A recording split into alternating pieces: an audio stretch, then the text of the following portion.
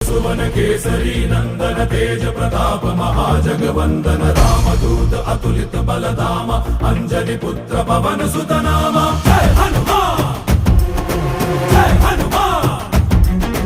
भूत पिशाच निकट नहीं आवे महावीर जब नाम सुनावे संकट से हनुमान छुड़ावे जन्म जन्म के दुख बिसरावे।